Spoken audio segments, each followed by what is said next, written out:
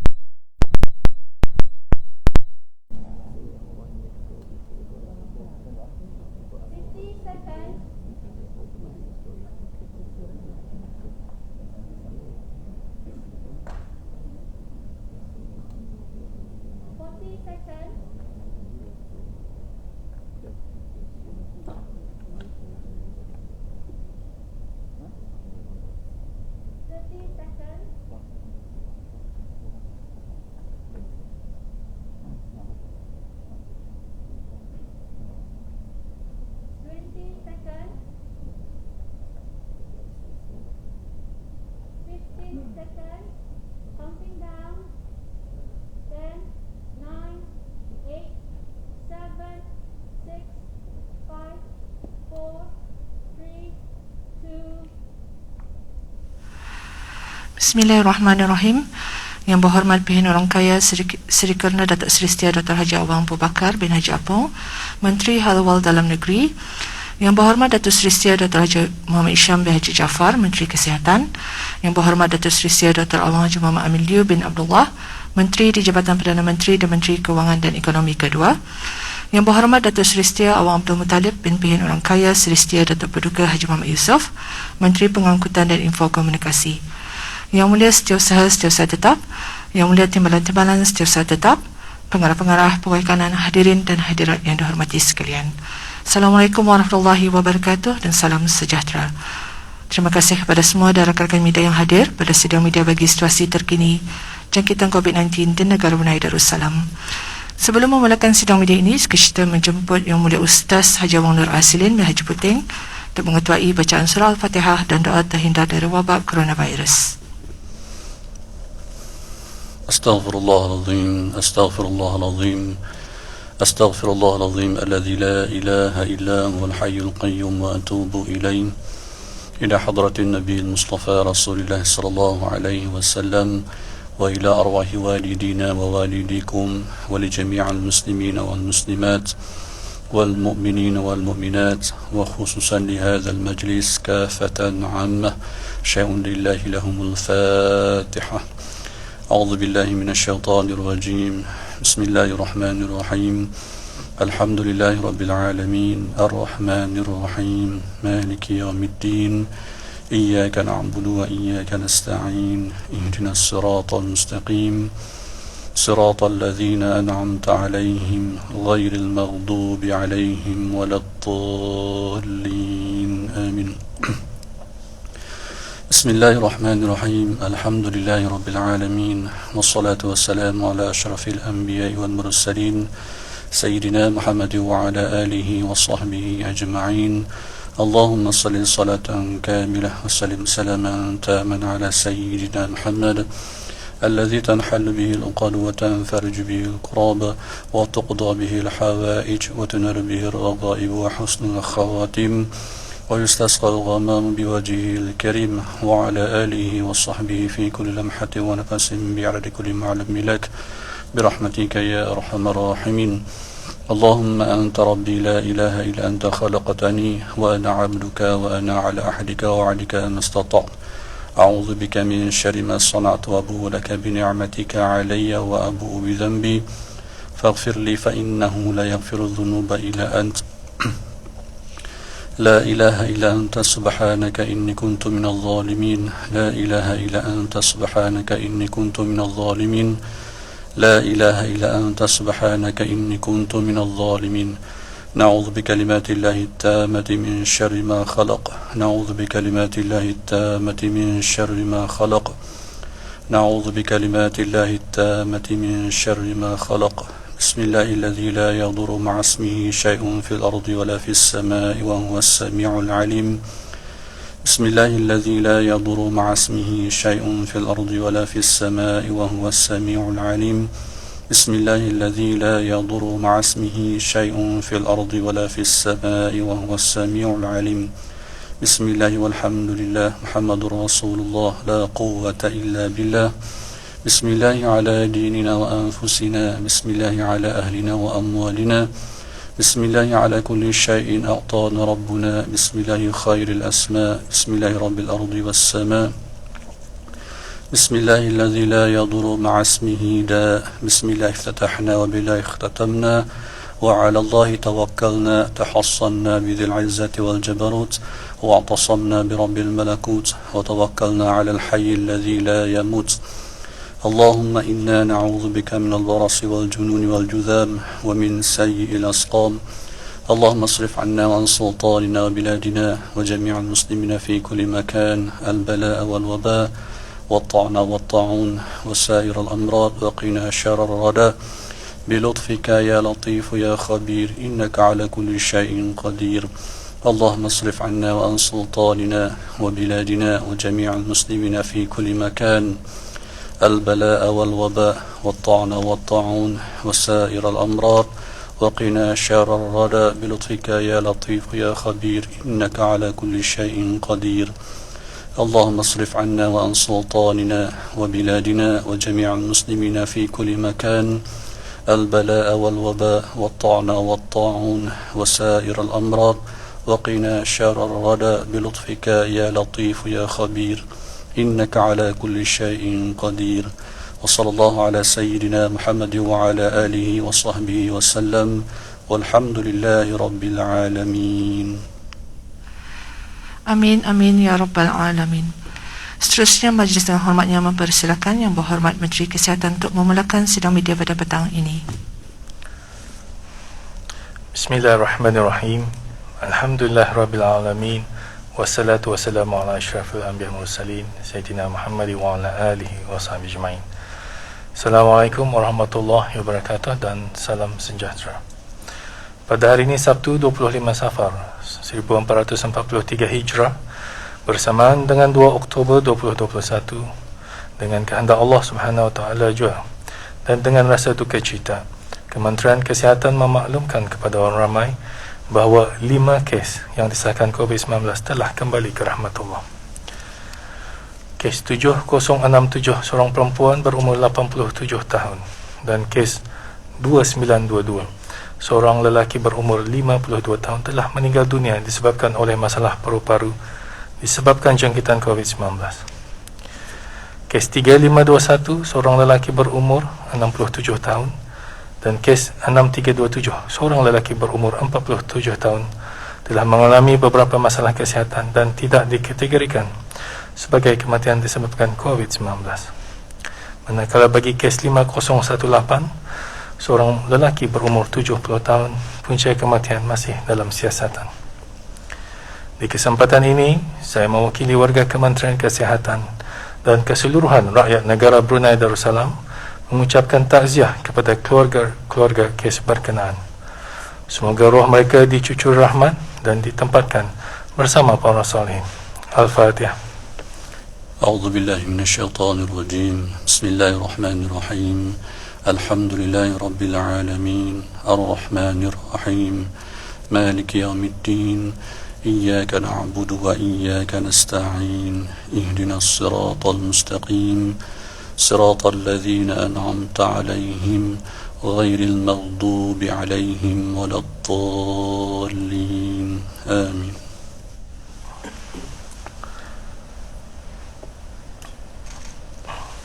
Seterusnya, pada hari ini sebanyak 242 kes baru jangkitan COVID-19 telah disahkan. Ini membawa jumlah keseluruhan kes COVID-19 kepada 7,568 orang. Terdapat 55 tambahan kes-kes baru pada 16 kluster aktif yang sedia ada pada hari ini, yang merupakan kontak-kontak terdekat kepada beberapa kes positif sebelumnya. Sementara itu, terdapat 8 kluster baru telah dikesan yang membawa kepada jumlah kluster aktif sebanyak 131 kluster. Kluster-kluster ini ialah kluster 7266 yang mengandungi 6 kes, kluster 7215 4 kes, kluster 6987 4 kes, kluster 7327 4 kes, kluster 7339 mengandungi 7 kes, kluster Guardian Distribution Center 6 kes, kluster Sundi Heavy Machineries 6 kes, dan kluster syarikat Dayang Damit dan rakan-rakan yang mengandungi 12 kes. Sementara itu, terdapat 1 kes import yang dicatatkan pada hari ini yang telah tiba ke negara Brunei Darussalam daripada Manila melalui Singapura pada 19 September 2021 dengan menaiki penerbangan Singapura SQ146. Manakala terdapat 137 kes baru yang masih dalam siasatan bagi mengenal pasti sumber jangkitan. Dalam pada itu, 149 kes telah disahkan sembuh pada hari ini, yang membawa jumlah kes yang sembuh di negara Brunei Darussalam kepada 5,192 kes. Manakala jumlah kes aktif ialah sebanyak 2,321 kes. Di kalangan kes-kes yang dirawat di Pusat Pengasingan Kebangsaan, 6 kes adalah dalam kategori 5 dan sedang dirawat di unit rawatan intensif. Kesemua mereka memerlukan bantuan mesin pernafasan ataupun artificial ventilation, dan 1 kes masih lagi memerlukan bantuan mesin tambahan hadlang mesin ataupun ECMO. Sementara itu, 30 kes lain dikategorikan dalam kategori 4, itu mereka yang memerlukan bantuan oksigen dan adalah di bawah pemantauan rapi. Dalam tempoh 24 jam yang lalu, sebanyak 3,857 sampel telah diuji bagi virus SARS-CoV-2, yang membawa jumlah keseluruhan ujian makmal dijalankan sejak Januari 2020 kepada 364,939 ujian. Sebagaimana bab 62A atau penyakit berjangkit tunggal 204, semua domestic runners adalah dikehendaki untuk mendaftar dengan Kementerian Pengangkutan dan Info Komunikasi MTIC. Ini adalah mengambil kira peranan domestic runners dalam menampung keperluan orang ramai dan sebagai langkah bagi menjaga kepentingan, keberadaan serta kesejahteraan pihak sektor perniagaan dan khususnya orang ramai semasa negara menghadapi situasi penularan wabak COVID-19 ini. Penerangan lanjut mengenai perkara ini akan disampaikan oleh Yang Berhormat Menteri Pengangkutan dan Info Komunikasi. Pada 1 Oktober 2021, sebanyak 2,230 orang telah pun menerima suntikan vaksin COVID-19. Ini bermakna di bawah program vaksinasi kebangsaan sebanyak 296,142 orang telah menerima 1 dos vaksin COVID-19, iaitu 65.3% daripada jumlah penduduk negara. Manakala 196,675 orang telah pun melengkapkan 2 dos vaksin COVID-19, iaitu 43.4% daripada jumlah penduduk negara. Dalam usaha pihak kerajaan ke bawah Duli Yang Maha Mulia Perdana Seri Baginda Sultan dan Yang di-Pertuan Negara Brunei Darussalam mempercepatkan dan meningkatkan kadar vaksinasi untuk mencapai sasaran sekurang-kurangnya 80% penduduk di negara ini melengkapkan 2 dos suntikan vaksin COVID-19 sebelum penghujung tahun 2021. Kementerian Kesihatan akan menambah slot vaksinasi di kesemua pusat vaksinasi seperti berikut. Bermula Selasa 5 Oktober, program vaksinasi kebangsaan akan menambah sebanyak 2,500 dos suntikan vaksin COVID-19 pada setiap hari. Perkhidmatan ini adalah bagi semua rakyat dan penduduk negara Brunei Darussalam, termasuk golongan warga emas, ibu-ibu mengandung dan orang kelainan upaya, kecuali kanak-kanak berumur di bawah 18 tahun. Keutamaan ini adalah diberikan kepada mereka yang menghadapi masalah untuk menempah slot vaksinasi dos pertama melalui aplikasi BruHealth. Perkhidmatan ini hanya diberikan secara tempahan yang mana boleh dilakukan melalui aplikasi WhatsApp sahaja ke nombor-nombor seperti yang tertera di skrin sekarang.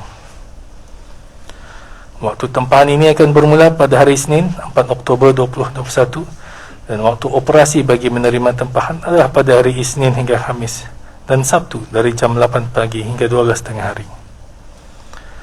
Tempahan yang berjaya dibuat akan menerima pesanan ringkas SMS dari Kementerian Kesihatan dalam tempoh 24 jam dari hari membuat tempahan. Maklumat yang diperlukan semasa membuat tempahan slot adalah nama penuh, nombor kad pintar, nombor brohim jika ada, dan nombor telefon untuk mudah dihubungi. Mana-mana individu yang tidak mempunyai brohealth atau brohim semasa membuat tempahan, mereka akan diaturkan untuk mendapatkan vaksinasi di 4 buah pusat vaksinasi seperti yang tertera di skrin, di mana mereka juga akan dikehendaki untuk menjalani ujian swab ART ataupun antigen rapid test sebelum divaksinasi. Waktu operasi bagi perkhidmatan vaksinasi slot-slot tambahan ini di kesemua pusat-pusat vaksinasi adalah seperti yang tertera di skrin sekarang. Di kesempatan ini, saya ingin mengingatkan orang ramai untuk mematuhi segala arahan yang telah dikeluarkan bagi mengawal penularan wabak COVID-19. Orang ramai dinasihatkan untuk tidak keluar rumah tanpa tujuan yang penting dan juga perlu keluar rumah untuk tidak pergi ke tempat-tempat sesak serta mengamalkan penjarakan sosial. Di samping itu juga untuk sentiasa mengamalkan langkah-langkah keselamatan diri seperti memakai sungkup muka, membersihkan tangan dan etika bersin dan batuk yang betul. Sekian, terima kasih. Seterusnya adalah kenyataan daripada Yang Berhormat Menteri di Jabatan Perdana Menteri dan Menteri Kewangan dan Ekonomi kedua. Majlis yang hormatnya mempersilakan. Bismillahirrahmanirrahim. Assalamualaikum warahmatullahi wabarakatuh. Salam sejahtera. Kementerian Kewangan dan Ekonomi dengan ini sukacita memaklumkan bahawa Kebawaduli Yang Maha Mulia Paduka Seri Baginda Sultan dan Yang di-Pertuan Negara Brunei Darussalam telah pun mengurniakan titah perkenan bagi bantuan berupa kewangan dihulurkan kepada 3 golongan pekerja di sektor swasta yang terkesan dari pandemik COVID-19.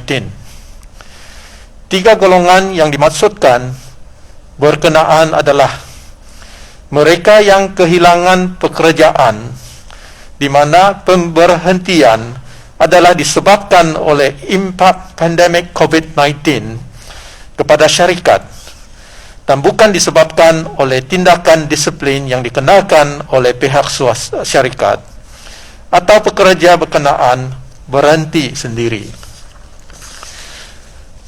Mereka yang dicutikan tanpa gaji melebihi 7 hari sama ada disebabkan oleh impak pandemik COVID-19 kepada syarikat yang berkenaan atau dikeluarkan quarantine order oleh Kementerian Kesihatan, dan mereka yang bekerja sendiri ataupun self-employed ataupun freelance.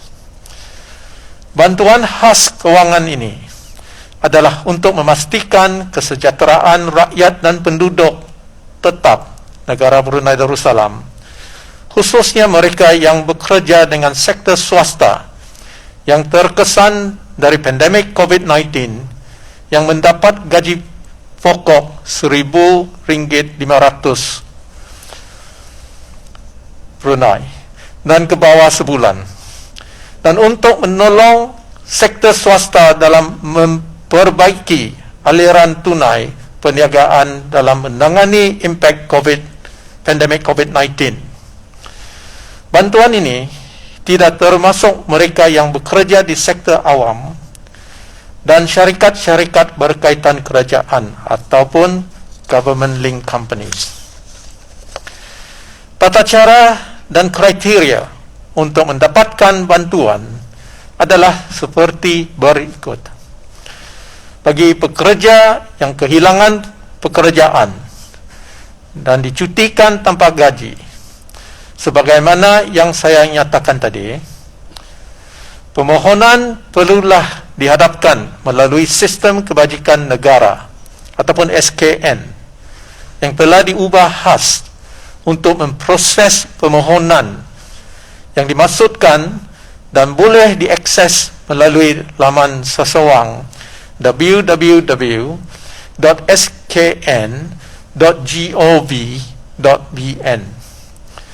Mereka hendaklah berdaftar dan mencarum secara aktif dengan TAP sehingga sekurang-kurangnya bulan Julai 2021.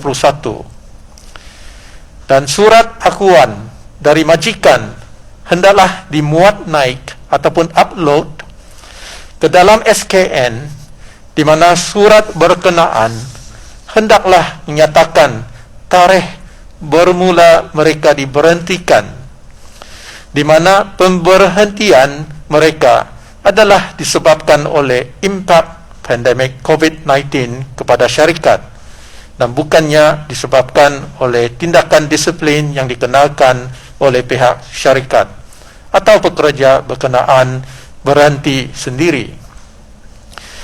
Bagi pekerja yang dicutikan tanpa gaji melebihi 7 hari, sama ada disebabkan oleh impak pandemik COVID-19 kepada syarikat yang berkenaan atau dikeluarkan quarantine order oleh Kementerian Kesihatan, surat dari majikan yang menjamin pekerjaan mereka setelah situasi kembali seperti biasa, dan screenshot quarantine order dari aplikasi Bru Health hendaklah dimuat naik ke dalam SKN. Manakala bagi mereka yang bekerja sendiri, self-employed or freelance, adalah dinasihatkan untuk menghadapkan permohonan melalui SKN untuk mendapatkan allowance bantuan kebajikan bulanan ataupun BKB, yang boleh diakses melalui laman sesawang www.skn.gov.bn, yang mana pihak Kementerian Kewangan dan Ekonomi akan bekerjasama dengan Jabatan Pembangunan Masyarakat ataupun JAPIM di bawah Kementerian Kebudayaan, Belia dan Sukan bagi memastikan permohonan ini diproses mengikut tempoh yang bersesuaian. Video panduan yang lengkap mengenai tata cara membuat permohonan bantuan COVID-19 melalui SKN boleh diakses melalui saluran YouTube SKN Brunei. Manakala bagi pekerja yang kembali berkhidmat selepas dicutikan tanpa gaji bagi tempoh melebihi 7 hari, majikan bolehlah mendapatkan bantuan subsidi pembayaran gaji sebanyak 30% untuk tempoh 3 bulan dari pekerja berkenaan kembali bekerja, di mana pemberian ini adalah tetakluk kepada penilaian Kementerian Kewangan dan Ekonomi dari masa ke semasa. Kadar bantuan kewangan yang akan dihulurkan dibahagikan kepada 2 kategori seperti berikut. Bagi mereka yang berstatus bujang, bantuan akan diberikan sebanyak RM250 Brunei sebulan.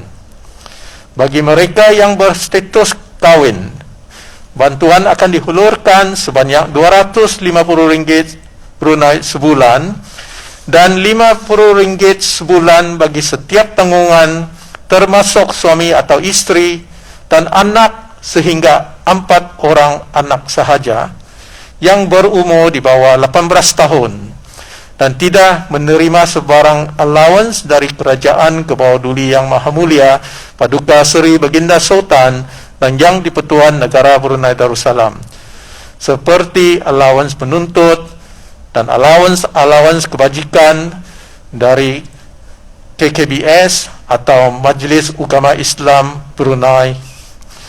Permohonan bagi mendapatkan bantuan ini hanya akan dipohonkan oleh sama ada ibu atau bapa atau penjaga.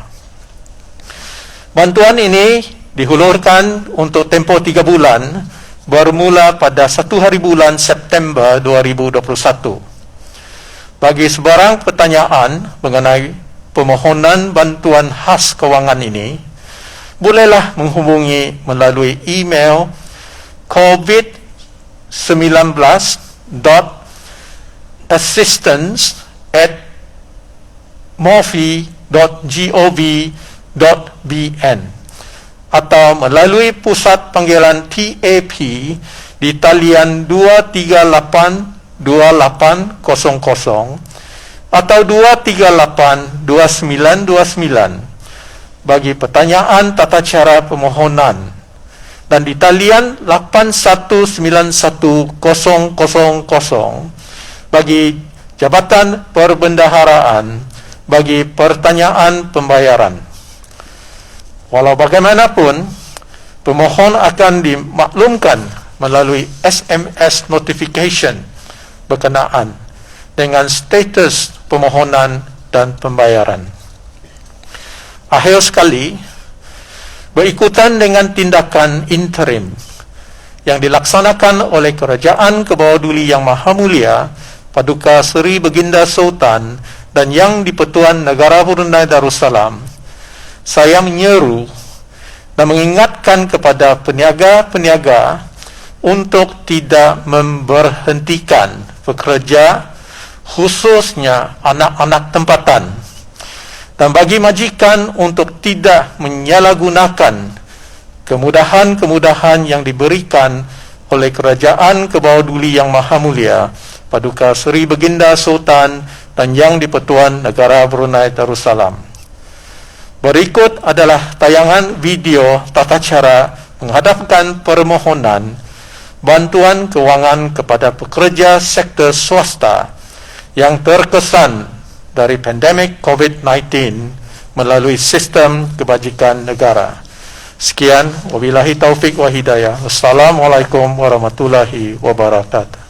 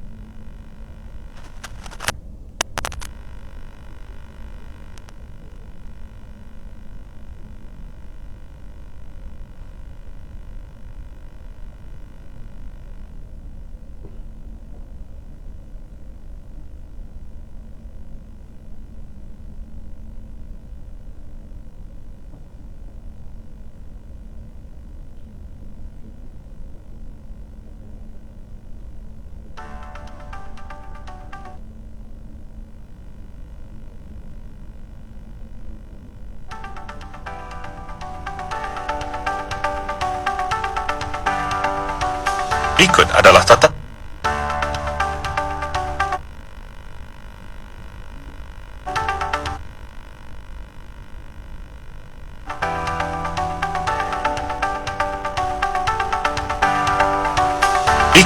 tata cara memohon bantuan kewangan kepada pekerja sektor swasta yang terkesan dari pandemik COVID-19 melalui sistem kebajikan negara, khusus bagi dua golongan pekerja di dalam sektor swasta yang kehilangan pekerjaan di mana pemberhentian adalah disebabkan oleh impak pandemik COVID-19 kepada syarikat, pekerja yang dicutikan tanpa gaji melebihi 7 hari sama ada disebabkan oleh impak pandemik COVID-19 kepada syarikat yang berkenaan atau dikeluarkan quarantine order oleh Kementerian Kesihatan.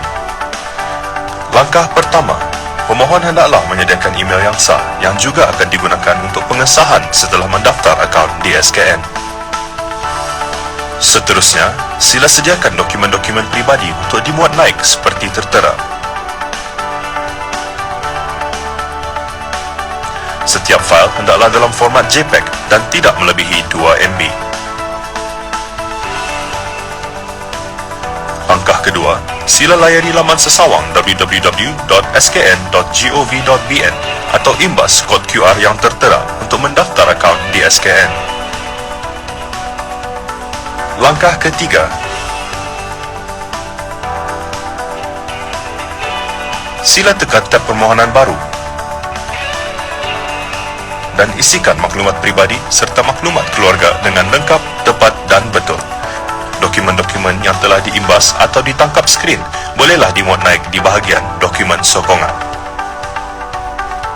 Sila pilih petak bantuan kewangan COVID-19 dan tekan petak deklarasi dan seterusnya tekan hantar. Auda akan menerima SMS bagi mengesahkan bahawa permohonan Auda telah diterima dan sebarang status ke atas permohonan Auda akan dimaklumkan melalui SMS. Video panduan yang lengkap mengenai tata cara membuat permohonan bantuan COVID-19 melalui SKN boleh diakses melalui saluran YouTube SKN Brunei. Sila hubungi talian 238-2800 atau 238-2929 bagi tabung amanah pekerja iaitu untuk pertanyaan tata cara permohonan dan 819-1000 bagi Jabatan Perbendaharaan untuk pertanyaan pembayaran pada waktu pejabat atau melalui email covid19.assistance@mofi.gov.bn. Seterusnya adalah kenyataan daripada Yang Berhormat Menteri Pengangkutan dan Infokomunikasi. Majlis Yang Hormatnya mempersilakan. Bismillahirrahmanirrahim. Assalamualaikum warahmatullahi wabarakatuh dan selamat petang. Dengan mengambil kira peningkatan kehendak bagi perkhidmatan domestic runners untuk menampung keperluan orang ramai dan sebagai langkah bagi menjaga kepentingan, keberadaan serta kesejahteraan pihak sektor perniagaan, pihak domestic runners dan khususnya orang ramai semasa negara menghadapi situasi penularan wabak COVID-19 ini, Kementerian Pengangkutan dan Infokomunikasi merujuk kepada pengumuman Yang Berhormat Menteri Kesihatan tadi berkaitan pendaftaran untuk domestic runners. Domestic runners adalah mereka yang memberi perkhidmatan berikut, sama ada sepenuh masa atau separuh masa, iaitu full time ataupun part time, secara domestik di dalam negara Brunei Darussalam, iaitu pertama, individu yang memberikan perkhidmatan runners secara persendirian kepada orang awam, home based businesses ataupun perniagaan dari rumah, dan syarikat-syarikat berdaftar seperti restoran-restoran dan lain-lain jenis perniagaan. Kedua, individu yang bertugas sebagai pekerja di bawah syarikat-syarikat yang berdaftar untuk memberikan perkhidmatan runner.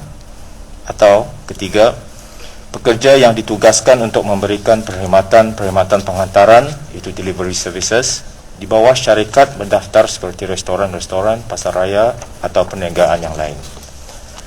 Bagi syarikat-syarikat transport operators yang diberi kebenaran oleh Jabatan Perdana Menteri untuk keluar dan masuk negara Brunei Darussalam semasa situasi COVID-19, disarankan dan diperlukan untuk mengenal pasti dan membezakan di antara pekerja-pekerja yang ditetapkan sebagai transport operators dan juga sebagai domestic runners.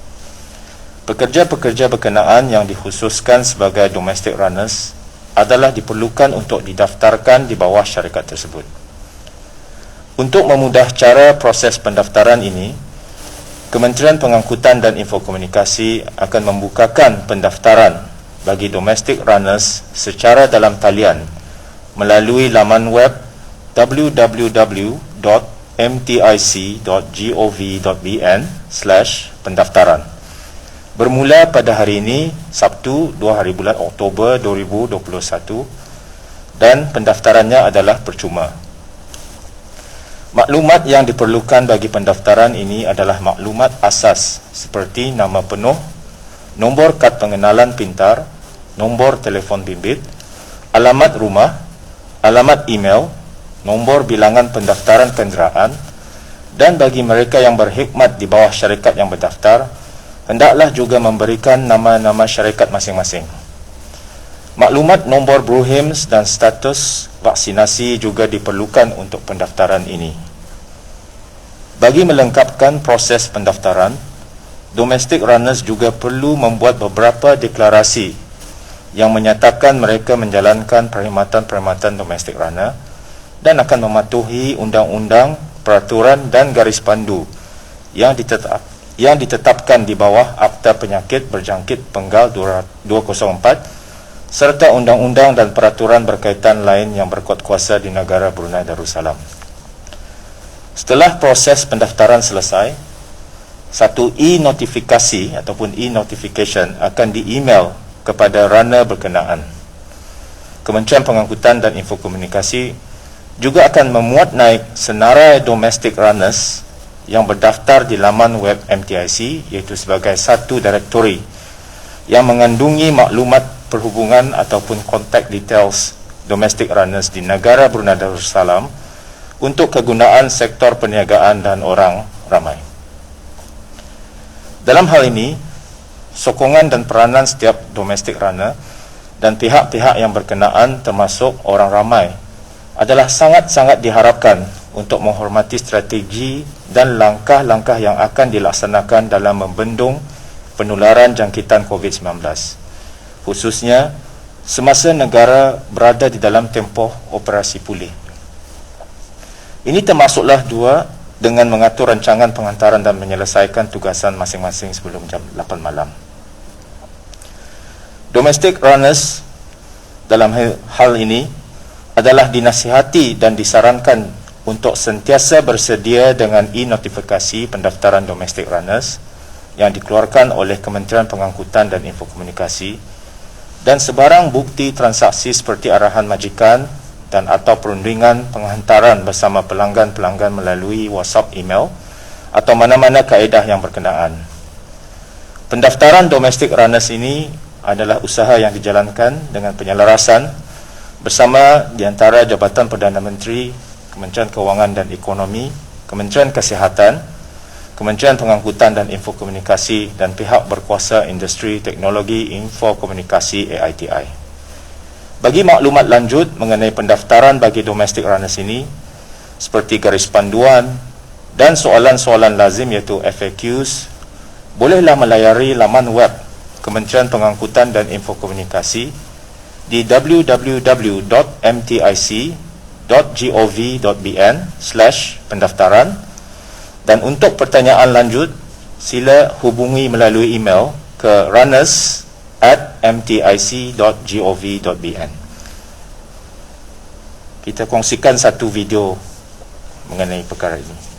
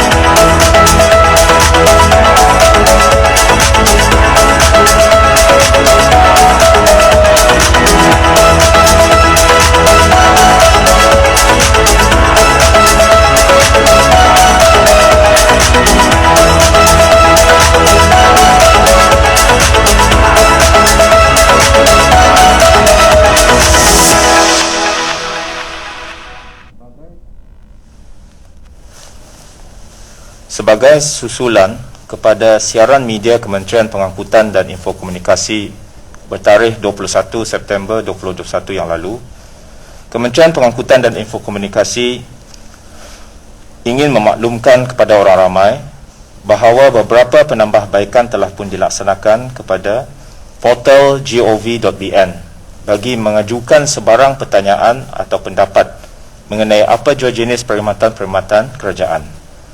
Dalam hal ini, orang ramai disarankan untuk melayari www.gov.bn dan khususnya menuju kepada pautan Government Directory bagi mengakses email rasmi kementerian atau jabatan yang berkenaan, dan selain itu, pautan hubungi kami iaitu Reach Us juga boleh digunakan untuk menyuarakan sebarang cadangan atau pertanyaan lanjut mengenai perkhidmatan-perkhidmatan yang diperlukan. Untuk maklumat lanjut dan sebarang perkembangan terkini, orang ramai bolehlah mengikuti media sosial gov.bn iaitu Instagram @gov.bn, Telegram gov.bn official. Bagi perkhidmatan-perkhidmatan yang dijelaskan di sini dan juga bagi perkhidmatan-perkhidmatan lain di bawah bidang kawalan kementerian ini, Kementerian Pengangkutan dan Infokomunikasi mengambil perhatian dan ingin mengucapkan terima kasih di atas maklum balas orang ramai yang diterima setakat ini, serta menekankan bahawa segala usaha-usaha penambahbaikan perkhidmatan adalah giat dilaksanakan secara berterusan. Sekian, terima kasih.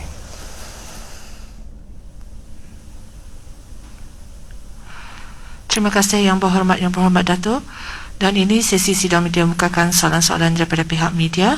Sila perkenalkan diri dan agensi anda sebelum ajukan soalan. Terima kasih.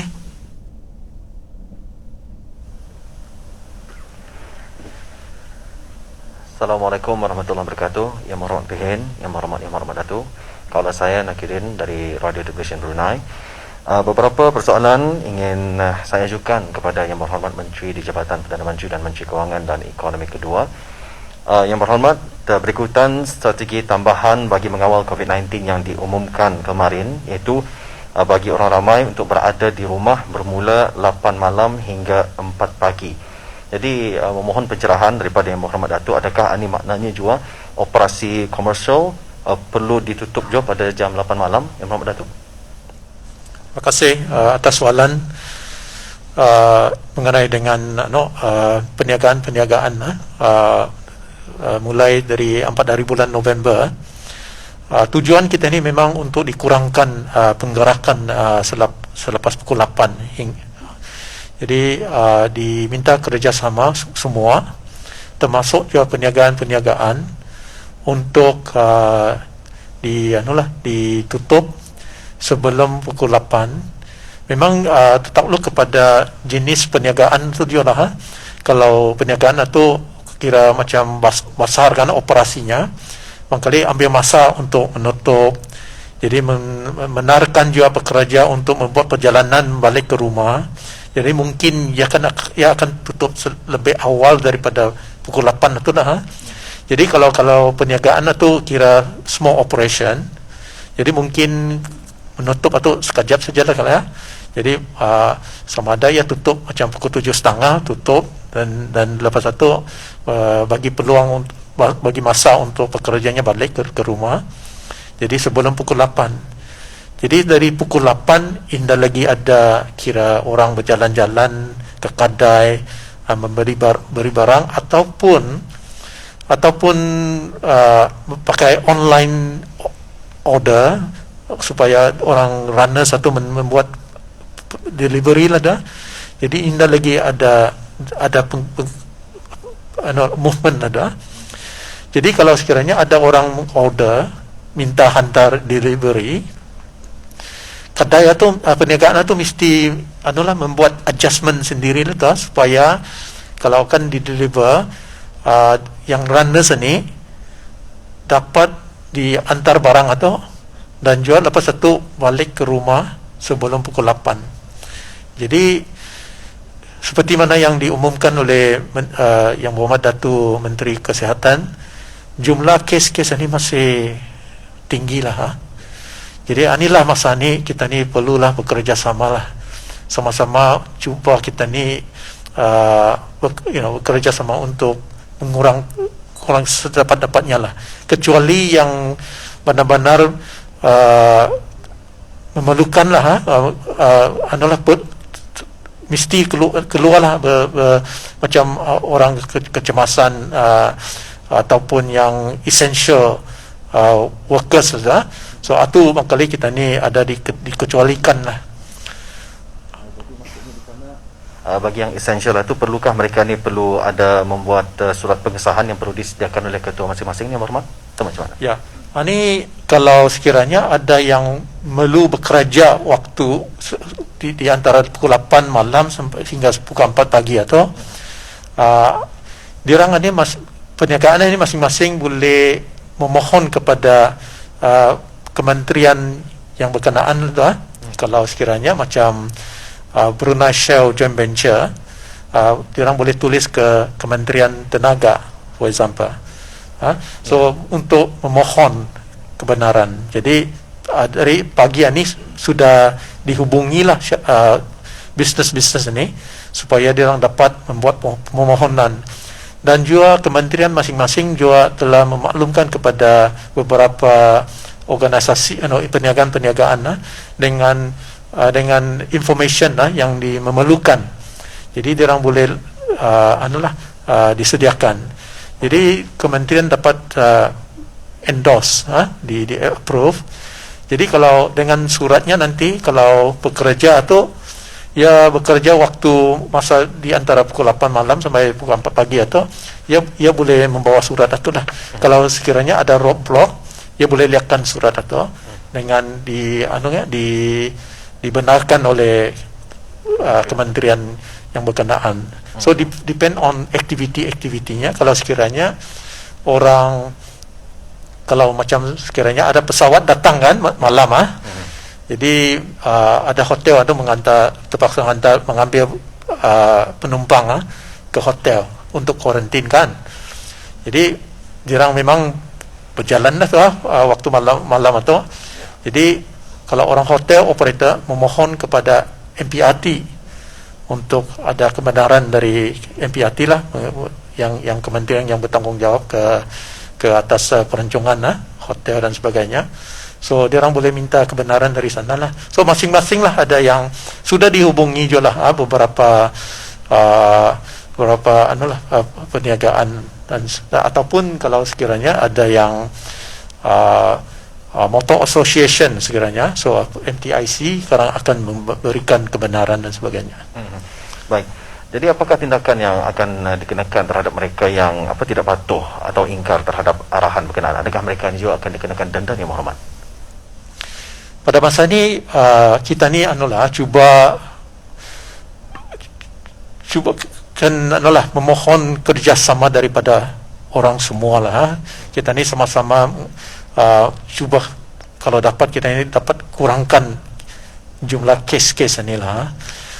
Kalau bukannya kita masa ni belum lagi kan impose denda dan sebagainya, tapi sama-sama kita ni mesti faham je lah.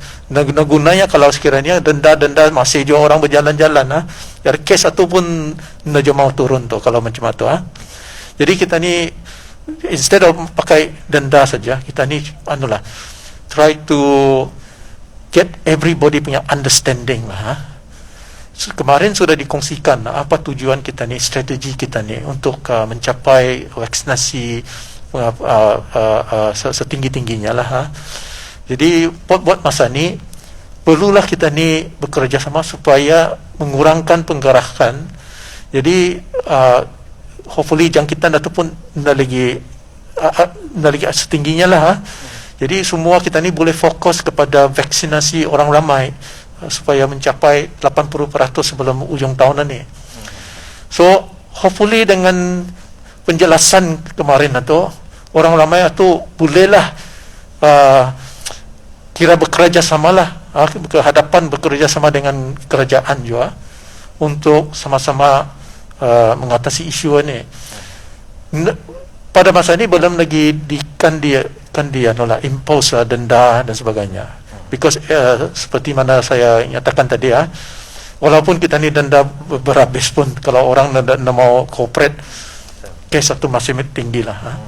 Jadi what we try to do is mohon kerjasama dari orang ramai, sama-sama kita ni adalah address isu ni lah. Jadi itu adalah lebih important. Itulah. Baik. Ini terkait dengan sasaran tadi 80% penduduk negara Brunei Darussalam menerima 2 dos lengkap vaksin sebelum penghujung 2021. Jadi apakah pihak kerajaan juga mempunyai pemikiran untuk mengambil pendekatan lain terhadap mana-mana individu yang berhormat yang enggan menerima vaksin? Okey. Kalau dilihat ini bukan di negeri ini, kalau di negeri lain pun ada juga sebahagian penduduk atau indah mau divaksinasi lah. Tapi ada juga yang oleh sebab kesehatan, isu kesehatannya lah tu so dapat semua juga orang atau dapat menerima vaksinasi itulah. Jadi untuk galakan orang ramai yang mana dapat mendapatkan vaksinasi ini dapat kehadapan lah untuk mengadakan vaksinasi ini. Diorang ini mesti mikirkan juga kalau ada vaksin kemarin sudah diterangkan dalam pengumuman kalau orang yang belum vaksinasi kebanyakan dalam masa ini di NIC 75% yang orang belum vaksinasi, 1 dos pun belum ada. Jadi kalau orang sudah vaksinasi, ia punya a chance of kena infected atau ada lebih rendah lah, memerlukan NIC ataupun di kategori 4-5 atau the chance is small lah. Masa ni ada kategori 5. Jadi kalau satu hari kita ni kan buka masjid, for example, kan, seumpamanya. Jadi memang kita ni bagi peluang kalau orang ada vaksinasi, kan, sudah sekarang sudah masanya nanti. Ada yang baru vaksinasi mungkin ada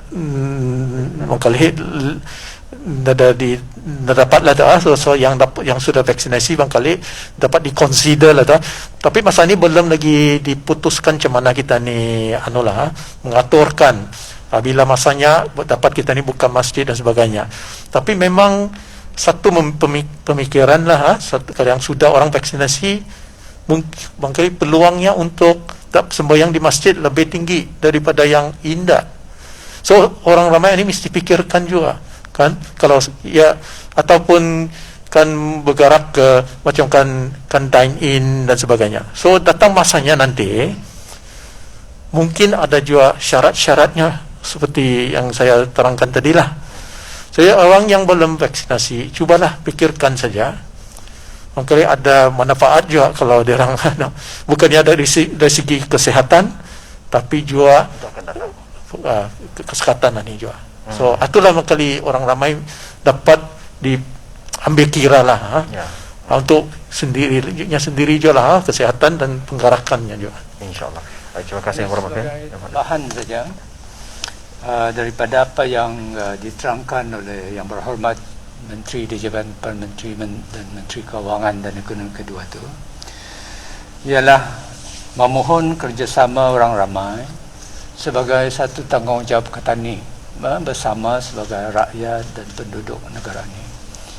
Sebagaimana dijelaskan tadi bahawa pada peringkat ini yang sudah mendapat satu dos vaksin itu 65%, dan Ketani akan mau mencapai 80%. Lagi banyak 15% saja lagi. Bolehkah Ketani bersama-sama meminta orang yang belum pergi untuk vaksin itu pergi tak? Sebabnya apabila Ketani sampai kepada 80% nanti daripada penduduk negara ini bervaksinated, Ketani baru akan dapat melangkah melihat apa akan dibuat selepas itu. Sepertinya yang berhormat tadi itu pembukaan masjid, pembukaan premis-premis lain untuk Ketani dapat menikmati keadaan seperti sebelum 7 Ogos yang lalu. Jadi itulah kali keperluan Ketani semua, bukan saja kerajaan, semua pihak bertanggungjawab sama-sama mengencourage, menggalakkan, menyuruh orang itu vaccinated. Dan Kementerian Kesihatan telah pun mengambil langkah untuk meningkatkan lagi jumlah vaksin itu.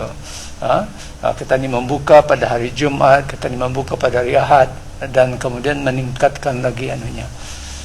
Semata-mata tujuan Ketani itu untuk mencapai tahap itu, dan insyaAllah nanti juga yang akan dapat 2 dos vaksin juga akan dapat Ketani tingkatkan supaya sebelum hujung tahun ini Ketani akan dapat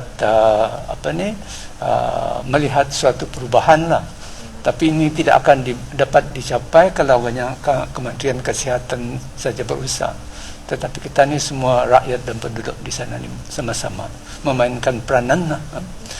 Sebagaimana juga Ketani telah pun menunjukkan keperhatian Ketani, komitmen Ketani tahun lepas selepas 9 Mei macam itulah keadaan. Terima kasih. Baik. Terima kasih yang berhormat. Untuk diluruskan tadi, makanya ada salah saya sebutkan tadi yang operasi pule ni memula dari 4 Oktober bukan 4 November. Minta maaf ya. Terima kasih sekali lagi yang berhormat. Terima kasih.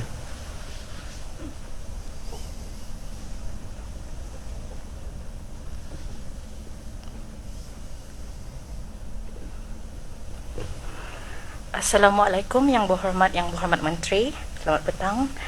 Saya Siti dari Pelita Brunei. Soalan ini untuk Yang Berhormat Menteri Pengangkutan dan Info Komunikasi. Ada 3 soalan Yang Berhormat Datuk. Soalan pertama, VIS adalah perkhidmatan yang perlu dilaksanakan sebelum menyambung lesen kenderaan. Dalam menyampaikan persoalan orang ramai, mengapa terdapat kenaikan harga dan pelbagai harga yang dikenakan di antara satu VIS yang dilantik dengan VIS yang lain? Mohon pencerahan Yang Berhormat Datuk.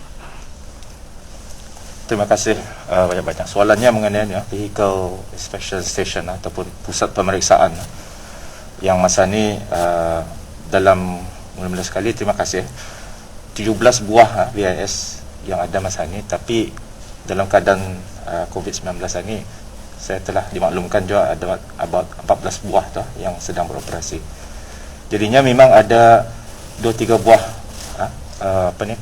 bengkel pemeriksaan ini ditepati juga kalian mendengar komplain-komplain orang ramai, dan daripada orang ramai ini juga kedengaran juga, dan di mana ada 2-3 buah ini memang ada benarlah memberikan harga yang lain daripada yang disarankan.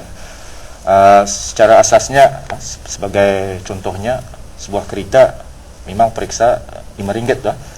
Kalau motosikal RM2. Tapi mungkin ada juga kali dalam hal-hal yang disiasat, diorang ni ada menawarkan perkhidmatan nilai tambah. Jadinya mungkin itu je satu perkara. Walau bagaimanapun, alhamdulillah pihak Jabatan Pengangkutan Darat baru-baru ni juga based on orang ramai punya keluhan telah pun membuat pemeriksaan juga, dan telah didapati benar, dan mereka ni telah pun ditulisi surat secara berperingkat lah. They have to comply lah. Diorang mesti ikut, bukannya menaikkan harga suka-suka hati lah. Ini memang pada masa ni benar tu ada 2-3 buah depan, dan insyaAllah akan diteliti dan diamat-amati benar-benar tu. Terima kasih. Soalan yang kedua Yang Berhormat Datuk, pelbagai perkhidmatan pengangkutan awam turut terjejas ketika ini. Jika boleh dikongsikan bagaimana status bagi perkhidmatan teksi, bas dan motor sangkut sepanjang gelombang kedua melanda negara? Dimohon pencerahan. Terima kasih. Soalannya mengenai pengangkutan awam, termasuk motor sangkut tadi. Jadinya dulu pengangkutan awam darat dulu. Pihak pengusaha bas misalnya, dan juga ada tiga perkhidmatan, bas, teksi, dan juga ada yang DART. Jangan ketinggalan DART. Bagi pengusaha bas ini, seperti yang pernah dikeluarkan di persidangan media yang sebelum-sebelum ini, memang transport ini ataupun pengangkutan ini sebagai esensial dijalankan, dan pihak Kementerian Pengangkutan dan Info Komunikasi memang ada perunding-runding juga dengan pengusaha bas ini, dan pada masa ini kami ini sedang juga menunggu apa cadangan dari diorang. So insyaAllah kalau ada sekarang akan dikongsikan di masa terdekat ini. We have to do dengan secara berkonsultasi. Ada beberapa bantuan sebenarnya telah diberikan daripada pihak kerajaan, seperti pengecualian bagi cukai jalan diorang, bas dan sebagainya. Tapi ada lagi menyuarakan semasa COVID-19 ini memang operasi diorang ini tergendala terjejas, dan anita yang akan didengar lagi semasa ini secara berterusan dan kami insyaAllah once ada sekarang akan dikongsikan. Sama juga dengan macam DART dan teksi ini sepatutnya dia berjalan pulang tetapi memang ada terjejas juga, dan ini akan sentiasa didengar juga, dan apa juga sekarang mengikut pengumuman kelamaran itu, memanglah kali orang ramai pun mengikut waktu terhad. Mungkin perkhidmatan pengangkutan awam ini pun memang terhad. Tapi kalau bas contohnya, baru je terfikirnya, diorang punya operating hours 6 pagi ke 6 petang. So mungkin tidak ada efek, tetapi secara umumnya memang ada terjejas lah. Artinya dalam 30% ke bawah lah masanya yang saya dimaklumkan. Mutu sangkut tadi mungkin akan ada hubung kait juga dengan kali penyelarasan dengan pengumuman yang dibuat kelamaran itu. Memang ada lakat orang berguna tu, it's essential tak menyeberangkan orang apa tu, tapi mengikut had yang diberikan itu terpaksa dia lah diselesaikan. Terima kasih. Satu lagi soalan Yang Berhormat Dato'. Mohon pencerahan Yang Berhormat Dato' berhubung status pemasangan fiber Wi-Fi di 4 daerah. Adakah ada perancangan untuk memasang di kawasan kampung air pada masa ini? Memandangkan situasi COVID ini, orang ramai hanya bergantung menggunakan data telefon bimbit mereka. Terima kasih. Soalannya adalah perancangan mengenai jalur lebar pemasangan fiber untuk broadband ataupun jalur lebar. Ada dua perkara saja secara ringkas. Memang ada perancangan tu, alhamdulillah, dengan penyelarasan di antara pihak AITI dan juga UNN. Memang ada perancangan. In fact, bulan 9 bulan September ada perancangan untuk memasang sana, tetapi ia akan berjalan. Dan sementara ia berjalan ini juga, perkara kedua yang penting juga dikongsikan di sini adalah penggunaan jalur lebar tadi melalui telefon bimbit mobile. Dan ini mungkin sementara menunggu infrastrukturnya ada di kampung harapan ni. Memang ada coverage mobile broadband ni. Dan ini satu-satunya untuk mengungsikan saja, contohnya di rantau ni negara-negara ASEAN, alhamdulillah memang negara Brunei Darussalam ni memang the top 2 lah masa ni. Tempat kedua dari segi penggunaan harga, artinya harga yang termurah kedua di dalam rantauan ni. Kedua dari segi speed of broadband mobile ni. Kita ni pun di tingkat kedua peringkat kedua, admin top 2 di negara dan insya dalam ASEAN. Jadinya ini insya-Allah dengan usaha-usaha dijalankan, insya-Allah lah mungkin akan dapat lagi meningkatkan lagi lah. Dan sementara perancangan itu memang dijalankan mulai September ni memang ada dan ke penghujung tahun ini, tapi mungkin ada terjejas dengan adanya COVID-19 ini, mungkin because of business continuity plan dan sebagainya. Tapi ada perancangan di kampung air, dan bagi menjawab soalan daerah-daerah itu, ada juga perancangan tu, tetapi ia berperingkat. Artinya tahun ini ke tahun depan 2022 memang ada saya tidak berapa ingat tempat-tempatnya, tapi ada di daerah-daerah macam daerah Tutong dan Belait, di kawasan-kawasan pedalaman juga ada, atau memang ada perancangan, tetapi ini makan masalah dalam 2 tahun ini insya-Allah dilihati. Tapi yang prioriti juga seperti yang disoalkan tadi itu, kawasan bandar macam kampung air ni macam kawasan bandar, dan anitah yang dan saya difahamkan juga pihak UNN pun sedang mengusahakan. Terima kasih. Akan bertambah saja. Ini yang untuk coverage untuk dalam negeri ini semua ada dibahagi kepada 20 lebih kluster ada. So pada masa ini sudah lebih kurang setengah sudah selesai dimasang lah dah. So ada lagi belasan kluster kan dipasang. Termasuk kampung air perbaik, di Sukang perbaik, Melilas perbaik akan dipasang. Jadi masa ni memang disusun lah schedule-nya. Jadi dalam tempoh 2 tahun ini insya-Allah semua dapat diselesaikan. Because ini mengambil masa. Seperti mana pernah diterangkan UNN. Ya, kadang-kadang ada yang tanpa datu nada mudah nada accessible. Jadi terpaksa dia memikirkan cara-cara lain. Ada yang pakai, because ada yang tempatnya nada elektrik. Jadi terpaksa pakai solar panel dan sebagainya. Ada yang nada jalan ke sana. Jadi terpaksa dibuat civil engineering lagi, buat ducting dan sebagainya. So itulah sebabnya mengambil masa lebih panjang daripada yang diharapkan lah. Itu saja makanya. Dalam 2 tahun insya-Allah kan di semua kira whole country coverage-nya lah insya-Allah. Baik, terima kasih Yang Berhormat Menteri.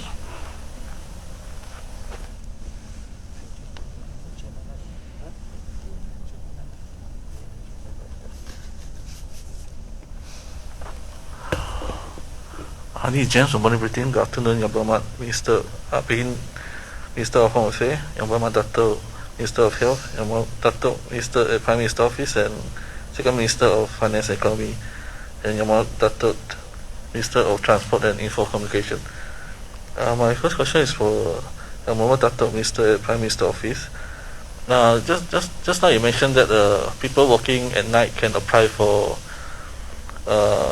letter from the relevant ministry. Since today is Saturday, so would the application be expedited?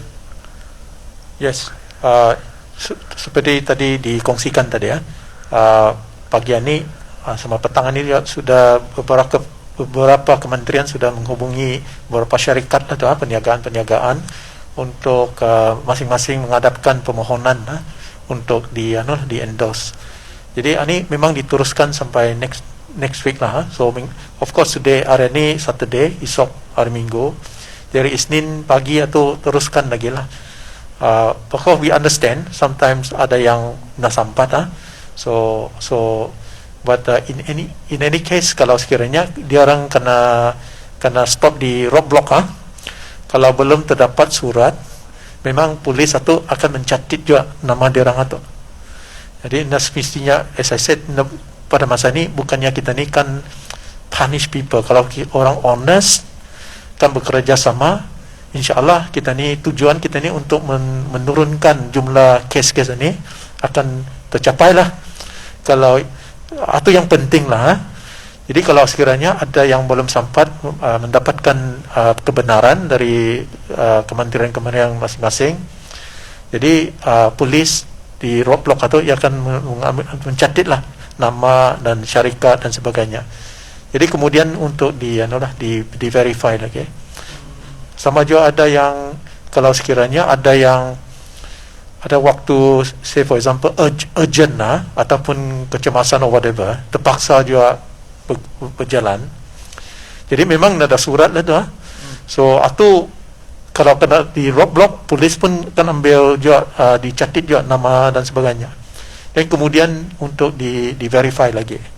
Itulah yang mudah-mudahan by the time sekarang minggu depan, tengah minggu depan, yang mana syarikat memerlukan surat atau untuk disahkan atau dapat diselesaikan semualah, insyaAllah.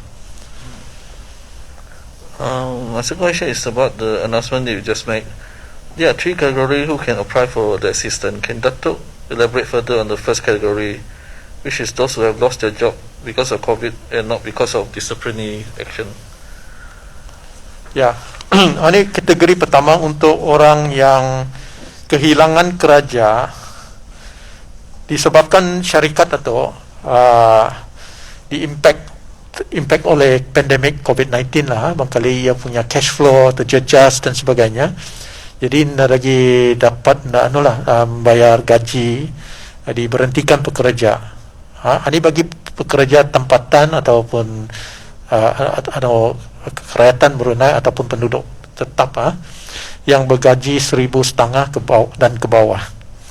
Jadi kalau ada yang terjadi pekerja ini diberhentikan, dapatlah dia orang memohon bantuan lah. Untuk bantuan ini diulurkan dari September, Oktober, November. Contohlah 3 bulan.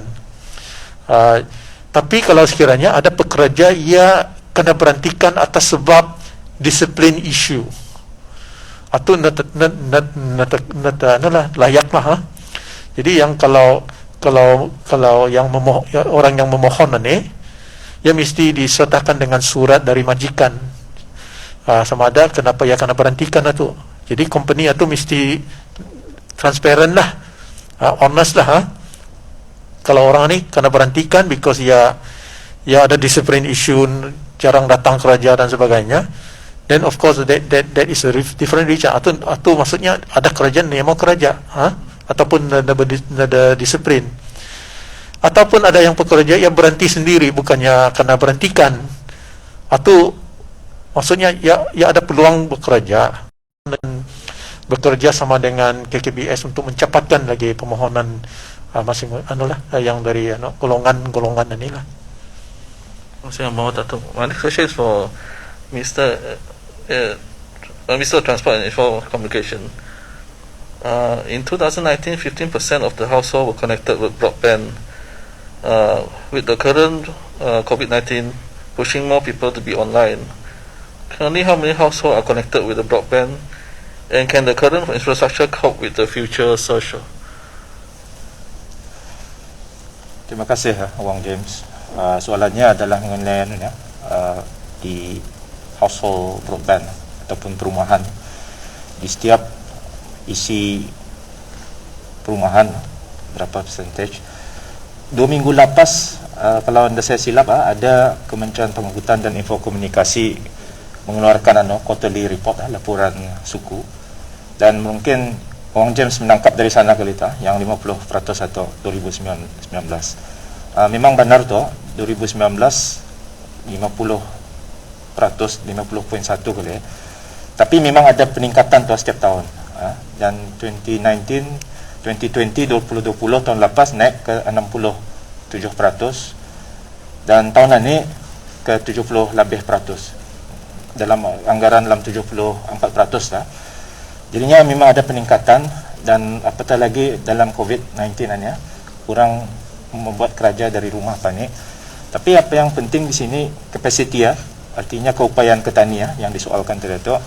Alhamdulillah setakat ini dengan dengan kerjasama dengan pihak telco dan khususnya UNN kapasiti petani memang pada setakat ini 60% yang diguna pakai artinya dalam 200 gig dalam 122 gig berpakai, dan ini ada mencukupi untuk the next dalam setahun dua lebih ni. Dan saya difahamkan juga kali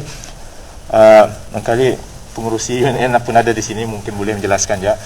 Kita ni difahamkan juga memang ada perancangan juga untuk menaikkan lagi kapasiti itu jika keperlunya ada. Tapi yang penting sini alhamdulillah infrastruktur kita ni yang infrastruktur rangkaian network ni orang sudah pun ni orang dimantapkan semenjak tahun lepas, di mana apabila orang penyelarasan atau network structure dijalankan oleh UNN, ada beberapa perkembangan juga alhamdulillah yang tadi ada saya sebutkan pada awal tadi, penurunan harga dan sebagainya. Dan isu juga utama adalah selain daripada kapasiti yang James tanya itu adalah kemampuan dan accessibility ataupun affordability dan accessibility.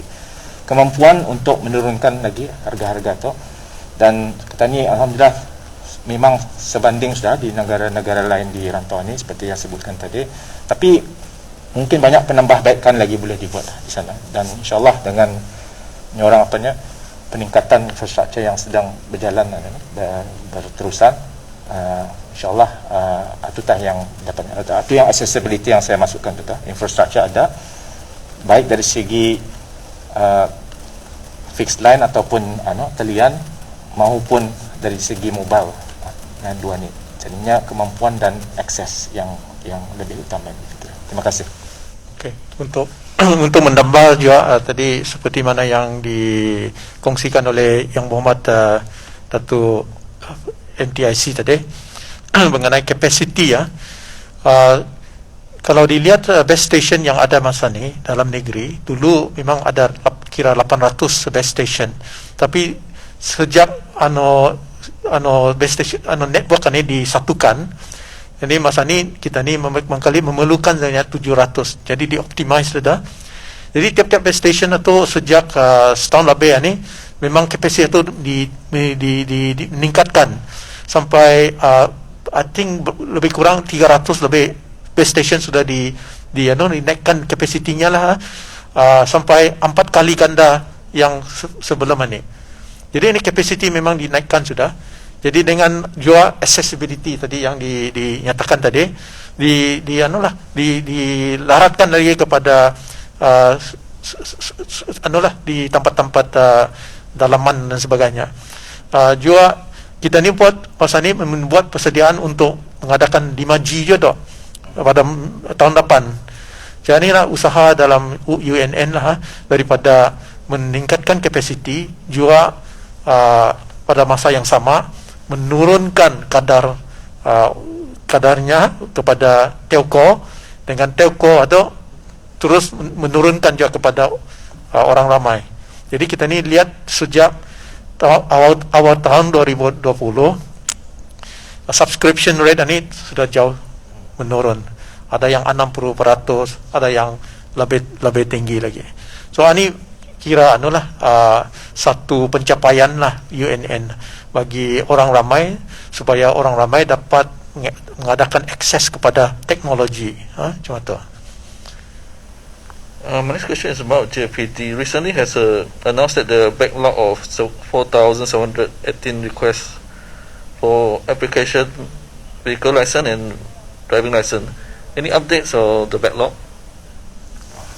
Terima kasih Wang James. Ini backlog di JPD, vehicle license, road tax sama driving license.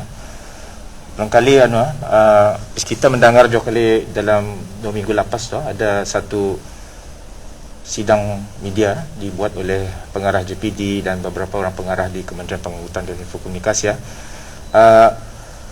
Masa ni selepas 21 hari bulan September tu, dalam masa 10 hari ini, perkara ini memang dipantau secara harian everyday dan apa yang didapati dalam backlog itu yang disebutkan tadi tu, alhamdulillah beberapa sudah kedapatan apa punca-puncanya tu contohnya mulai 21 September tu 10 hari yang lepas diintegrasikan atau diberi akses di antara beberapa pihak, 3 pihaknya, JPD, POS dan EGNC. EGNC iaitu melalui TD123 iaitu Pertalian 123. Jadinya contohnya backlog itu berlaku apabila anda ada akses dari satu agensi ke satu agensi. Simple anunya. Jadinya alhamdulillah antara dua perkara yang didapati juga adalah tempat, space. Artinya dengan business continuity plan masing-masing, alhamdulillah mulai 2 minggu yang lepas satu juga telah dibukakan beberapa tempat in fact Kementerian Pengangkutan dan Infokomunikasi, the main building pun sudah menjadi tempat operation center masa ni untuk memproseskan, untuk melepaskan backlog ini. Dan akhir sekali yang saya dimaklumkan based on pemantauan harian yang perlu diselesaikan lagi backlog ini dalam 21% daripada sejumlah permohonan di mana dalam 79% sudah dapat diselesaikan. Dan Anita insyaAllah dalam seminggu 2 ni akan diusahakan dengan sedaya upaya insyaAllah. Dan saya mengambil kesempatan untuk menyeru kepada orang ramai bersabar dulu dan minta maaf. Tapi apa yang boleh dipakai masa ni, kalau yang menerima SMS seperti yang saya telah terangkan sebelum ini, itu adalah memadai masa ni. That means kalau menerima SMS notifikasi dengan kebenarannya, atutah yang boleh diguna pakai masa ni. Sebab masa ni ada juga berlaku kes di mana ada kes-kes kes COVID berlaku di mana terpaksa ditutup je sekejap. Dan ini diharap orang ramai memahami juga dan kita ni insyaAllah bersama-sama untuk mengusahakan. Terima kasih. My next question is about the post office. In the second wave of COVID-19 outbreak, is the operation in post office affected? How many parcels have been processed daily and how many are still waiting to be processed? Terima kasih Wang James. Ini berkenaan dengan pos barangan bungkusan di pos kali Dan untuk makluman kali, masa ni tempat pemprosesan ataupun pengambilan pembungkusan adalah satu tempatnya di Mail Processing Center di Airport Lama, bangunan yang besar itu.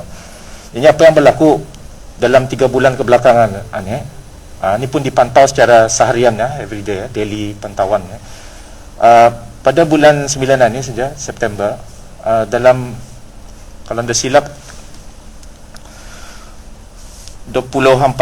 dalam 40,000 bungkusan tunggu saya mencari statistik. Pada bulan September ni ada dalam 42,000 bungkusan saja. Dan ini peningkatan daripada bulan 8 dalam statistik ini ada 16,000 dan bulan 7 Julai dalam beratusnya jadinya peningkatan itu ketara sebab ada orang permintaan sebab e-commerce orang mengorder barang memang ini berlaku di mana-mana pun, bukan saja di Brunei. Ini dalam hal ini berdasarkan kepada pemantauan harian ini juga ada dalam 2,000 lebih paket lagi akan diproseskan. Artinya dalam 42,000 tadi yang saya nyatakan, we need to selesaikan dalam 2,600 macam itulah lebih paket dan insyaAllah dalam bulan ini insyaAllah akan diusahakan juga. Ini diharap juga menyuruh orang ramai supaya bersabar juga lah dan memahami juga keadaan-keadaan macam ini, tapi insyaAllah akan diselesaikan dalam 2,000 lebih paket ini lagi dalam jangka masa bulan ini. Terima kasih. Datuk just now mentioned about the registration for domestic runner. How fast is the process for application? Terima kasih James. Tadi dalam kenyataan mengenai pendaftaran runners ini ada dua perkara sajalah clear untuk menjawab itu. Satu, dalam perancangan kita ni masa ni sebab ini perkara baru je ni, dan that's why kita ni bukakan ni pada harian dan dalam insyaAllah dalam 2-3 hari ni akan dipantau macam mana anunya. Sebab tu yang penting sini runners mesti peka dengan perkembangan ini, dan insyaAllah pihak Kementerian Pengangkutan dan Infokomunikasi akan bersedia mendengar daripada pandangan-pandangan diorang. That's why we give the contact point to that. Tapi dalam perancangan awal adalah dalam 3 hari lah, dan sebab ia secara online, purely online pendaftarannya, semudah-mudahnya lah. Dan apa yang ditekankan sini untuk menjelaskan saja, ini bukannya kebenarannya, ia untuk mendaftar saja untuk memudah cara. Artinya it's a good practice lah, amalan bagus yang yang ketanian. Sebab sebelum ini memang runners ini indah dikawal selia diregulate di mana-mana pun, tetapi oleh kerana keadaan kita ini sudah macam ini, ini untuk sepertinya saya sebutkan dalam press conference tadi, untuk kesejahteraan dan keberadaan dan kebaikan juga lah untuk semua pihak. Sebab ini at the end of the day kita ni membukakan satu directory juga kadang melalui website, dan ini untuk mempromosikan diorang juga. So insyaAllah jangka panjang, minta maaf, perancangan masa ini dalam 3 hari ini lah, tapi ini akan diteliti lah mengikut keadaan semasa ini. Terima kasih James. Saya baru Datuk. My next question is for Datuk Minister of Health. Today MOH has released a list of 18 hand sanitizer that contain exceeding chemical that could be hazardous to health. Will MOH carry out observation to make sure that shops are not selling this banned product? With a wide range of hand sanitizer in the country, will the Ministry also conduct tests on other hand sanitizer to make sure that they are safe to use? Okey, terima kasih. Alhamdulillah di rantau ni ASEAN, setiap penguat kuasa akan mengongsi maklumat lah kalau diorang ada membuat pendapatan, dan maklumat itu dikongsi dengan negara-negara ASEAN. Dan seperti yang disebutkan tadi, so negara Singapura ada mengongsikan hand sanitizer yang didapati melebihi apa yang dibenarkan. Kebanyakannya brand itu ada di sini, tapi ia punya batch number mostly tidak ada sama lah. Walau bagaimanapun sebagai langkah penjagaan, pihak retail diminta untuk menarik balik dan ini di bawah pengawalan bahagian penguatkuasaan compliance dan pelaksanaan di bahagian farmasi. So kalau orang ramai mendapati ada masih berjual, diorang bolehlah menghubungi bahagian pelaksanaan dan penguatkuasaan compliance ni, bahagian farmasi. Jadi memang diorang buat secara ad hoc, kedai-kedai pelanggan memeriksa. But jika ada orang ramai mendapati, bolehlah menghubungi teruslah. Dato' just now I shared that we have 8 new cluster today. What's your comment on the emerging cluster? Seperti hari-hari sebelumnya, kebanyakan kluster ni rumah-rumah lah. Dan di sini dapat ketara sekali dalam seminggu 2 ni, kebanyakan kluster ni adalah dari rumah persendirian lah, di mana melalui contact tracing kita ni tahulah dorang ni beragak-agahan, berjumpa-jumpaan lah kan. Jadi seperti yang berhormat Datuk Amin nyatakan sama yang berhormat Pihin tadi, tani perlu berusaha bersamalah dalam 2 minggu ni, terutama sekalinya untuk sama-sama cuba tani orang berusaha lebih lagi dalam cuba membendung penularan wabak ni. So tani mau seperti sedia kala secepat mungkin lah. Jadi salah satu matlamat dalam mencapai ni satu vaksinasi tapi dalam mencapai matlamat itu tani dah mau tani punya kisah ni makin meningkat itu baik tu. So tani mau ya seiring dalam mengawal penularan ni mesti community spread ini menurun juga, dan di samping itu tani mau menambah bilangan rakyat yang bervaksinasi lah.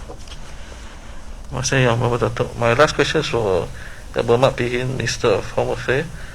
As we understand that the Gadong market is closed, and then we are expecting that more people are going to other tamu or market. Is there any what's the SOP being implemented in the other tamu or market? Ya, terima kasih. Dalam keadaan pasar Gadong ditutup pada masa ini, mereka juga berusaha. Diorang ni kena karantina compulsory. Tetapi kalau ada ahli keluarganya yang boleh mengendalikan penjualan, mereka ada membuat penjualan itu melalui online juga, ataupun ahli keluarganya nanti apabila sudah dibuka akan menjalankan usaha itu. Sebagai langkah berjaga-jaga, kita telah pun melaksanakan pemantauan di pasar Jerudong, kerana itulah satu lagi pasar ikan, dan di sana dilaksanakan juga antigen test kepada peniaga-peniaga di sana ataupun yang menjual ikan di sana tu. Jadi untuk memastikan mereka itu tidak ada jangkitan, dan kemudian meningkatkan juga kawalan di sana bagi orang ramai keluar masuk daripada pasar tersebut. Sebagaimana kata ni saksikan sejak pasar Gadong ditutup itu. This question is for the Minister of Health. Yang Berhormat Datuk, with the enhanced restrictions announced yesterday, will there be any changes to the operating hours for the vaccination program at indoor stadium for every Friday and Sunday? Okey, terima kasih. So di kesempatan ini saya ingin memaklumkan kepada orang ramai lah. So ini program negara, so ia termasuk dalam pengawalan itulah. So di sini amatlah penting untuk orang mendapat vaksinasi. Jadi ia memang 8 ke 8, tapi kadang-kadang habisnya tengah malam pulang ni. Okey. So jika bis kita macam kena tahan oleh polis, tunjukkan saja evidence lah, bukti yang kita baru benjik menganggap orang benjik itulah. So insyaallah okay. So segala pengawalan perjalanan ini, so macam yang vaksinasi ataupun ya, seperti yang berhormat Datuk Ramai, orang bershift malam atau you just need tunjukkan bukti yang you bekerja malam, macam nurse ada kerja malam kan. So kalau kena tahan beritahu saya bagi shift malam, lakinya mengagakah, kadang-kadang the spouse kan, lakinya atau bininya mengaga yang untuk mengambil balik kerja, beritahu saja. So. Okay, thank you Yang Berhormat Datuk. My second question is for the Minister of Home Affairs. Yang Berhormat Pihin, with the new restriction announced ini, will there be any changes in terms of the SOP put in place in our respective immigration posts in relation to the movements of goods across the borders?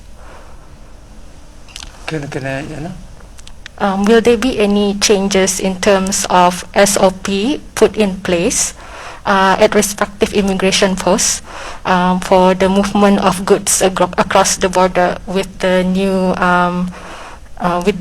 restrictions announced yesterday. It follows suit lah apa jua yang apa penilangkah yang kita ni buat dari segi misalnya tidak ada perjalanan dari pukul 8 ke pukul pukul 4 itu akan diikuti, tapi pos-pos kawalan di darat tutup pada jam 6 petang. Macam tu. Jadi apa jua jenis pengangkutan keluar masuk ia akan tutup pada jam 6 petang, kecuali bagi perkhidmatan kecemasan.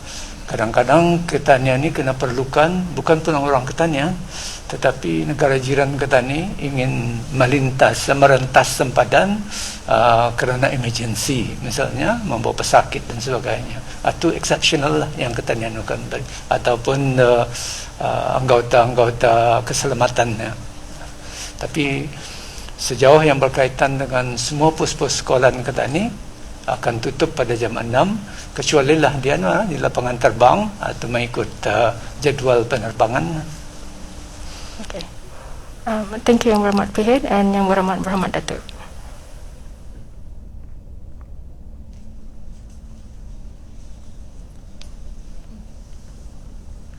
Selamat petang Yang Berhormat Yang Berhormat Menteri. Kaulah saya Analisa dari Bruneian. Soalan ini ditujukan kepada Menteri Yang Berhormat Menteri daripada Perdana Menteri dan Menteri Kewangan Ekonomi kedua. Yang Berhormat Datuk, when is the likely date that we can achieve 80% vaccination rate? Kemarin ada diumumkan InsyaAllah sebelum ujung tahun lah.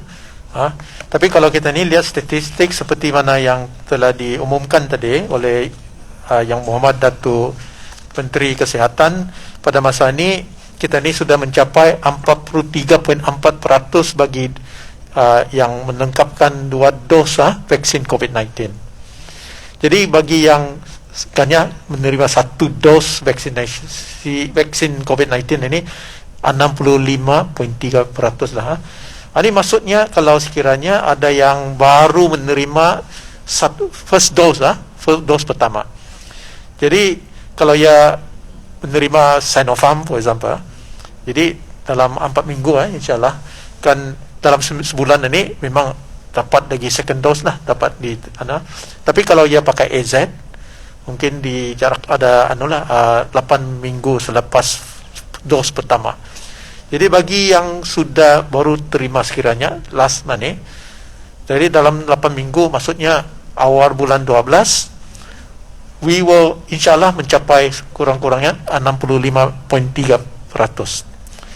Jadi di antara masa ni, di antara Oktober sampai awal Disember ni, kalau kita ni ada yang menerima, kemudian sekarang ada sekiranya ada Moderna dan sebagainya. Moderna ia punya interval atau hanya 4 minggu lah dah.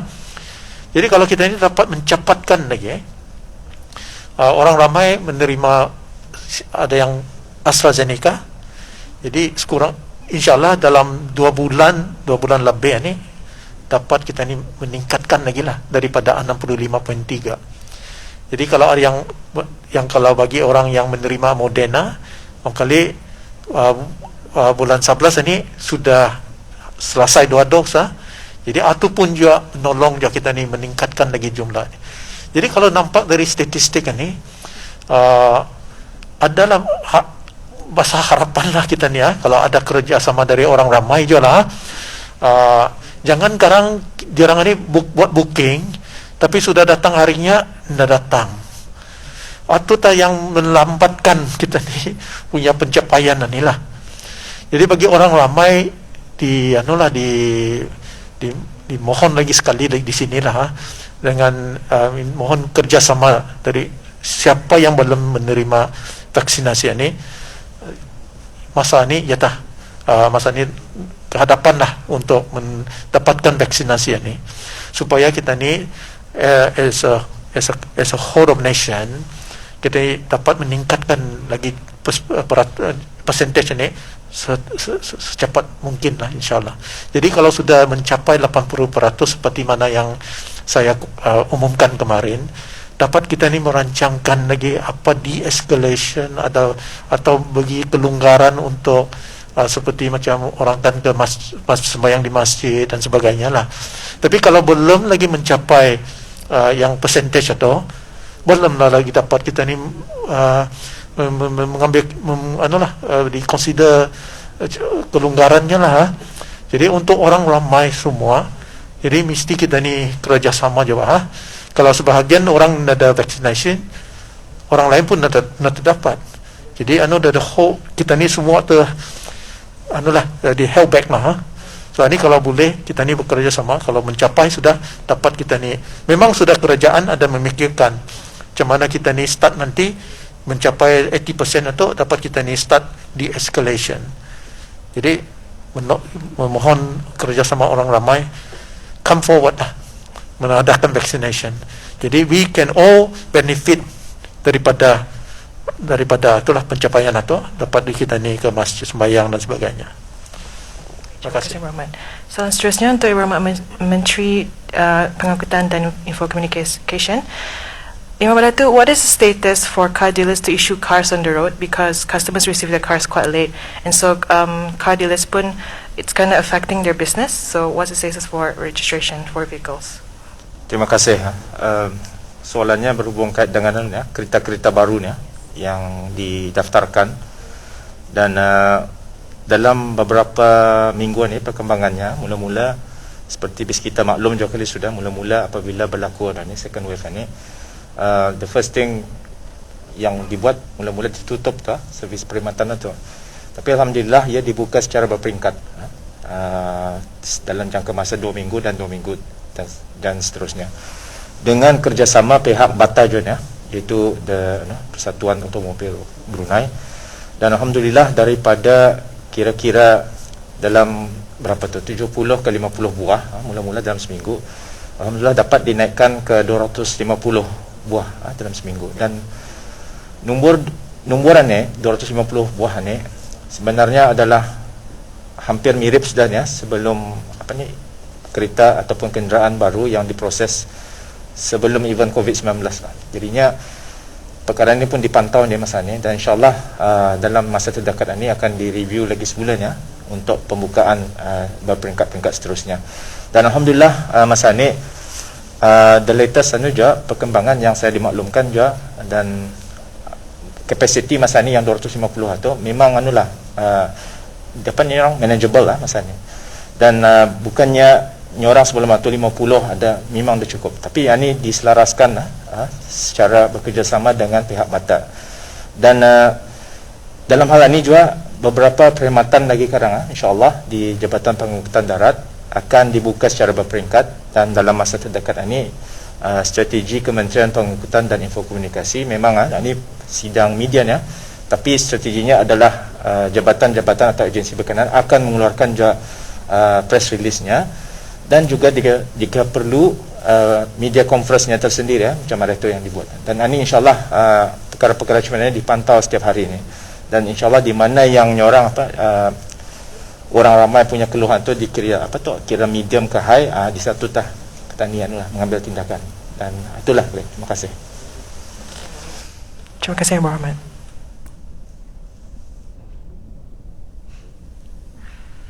Terima kasih atas soalan-soalan yang diajukan, dan terima kasih juga kepada Yang Berhormat Menteri atas penjelasan yang diberikan. Dan ini kita tutup sidang media pada petang ini, dan sekali lagi mengucapkan ribuan terima kasih kepada semua dan rakan-rakan media yang hadir. Sekian.